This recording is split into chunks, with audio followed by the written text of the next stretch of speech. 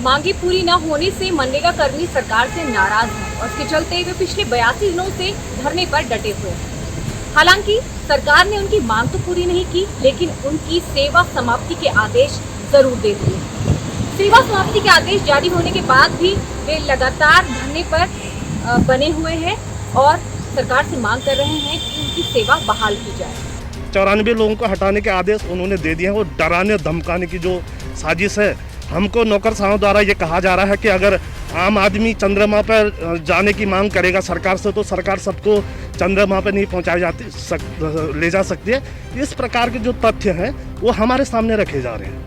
हम उत्तराखंड के लोग हैं, पहाड़ों में मनरेगा की योजना से ग्रामीण क्षेत्रों में विकास करते हैं, वहाँ के बेरोजगारों को रोजगार देने का काम करते हैं, और आप अपना एक तुगलकी फरमान निकाल के 1294 लोगों को जो 15 साल से अपना सब कुछ इस योजना को दे रहे हैं, उनको बेरोजगार करने का काम कर रहे हैं।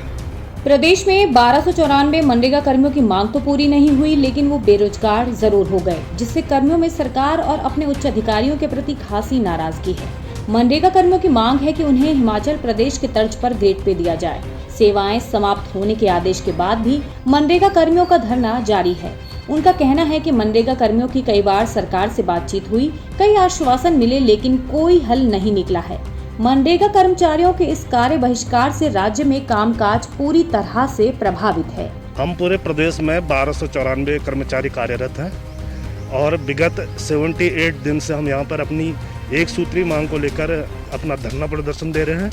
हमारी जो मूल मांग थी, हम चाह रहे थे हमारा समायोजन नियमितीकरण ग्राम्य विकास विभाग में हो, लेकिन मुख्यमंत्री जी से 2 दौर की वार्ता के बाद, माननीय कैबिनेट मंत्रियों से मुलाकात के बाद उन्होंने बोला कि जो अभी हमारा नियमितीकरण समायोजन है वो संभव नहीं है। तो उन्होंने कहा ठीक है, आपकी जो हमारी तीसरी मांग थी, यानी कि उसी में जुड़ा था ग्रेड वेतन हिमाचल के तर्ज में, खुद मुख्यमंत्री जी ने, जब माननीय अध्यक्ष जी और हम गए थे मुलाकात के लिए, माननीय मुख्यमंत्री जी ने कहा कि हम हिमाचल की तर्ज पर आपका ग्रेड वेतन लगाने को तैयार हैं। और कई कैबिनेट मंत्री हमको कह चुके हम करवा रहे हैं, लेकिन हमारे समझ में ही नहीं आ रहा है कि हमारे जो अफसर साहब सचिवालय में बैठे हैं वो किस प्रकार के तथ्य सरकार के सामने रख रहे हैं और सरकार को गुमराह कर रहे हैं लगातार कि राज्य पर इतना वित्तीय भार होगा। उपनल और मनरेगा में थोड़ा अंतर है। उपनल में जो कार्यरत कर्मचारी हैं वो राज्य सरकार उनको पेमेंट अपने उससे देती है, राज्य अंश से देती है।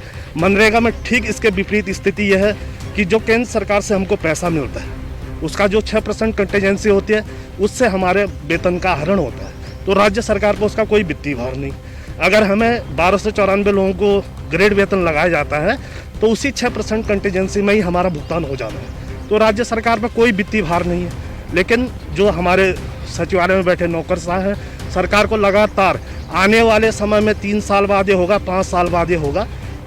हम आज की परिस्थिति की बात कर रहे हैं। हमें लगातार 15 साल से हम इस विभाग में नौकरी कर रहे हैं। आज 15 साल बाद हमको एक आदेश निकाला जाता है, कहा जाता है आप एनजीओ में जाइए, तो ये कोई भी कर्मचारी स्वीकार नहीं करेगा।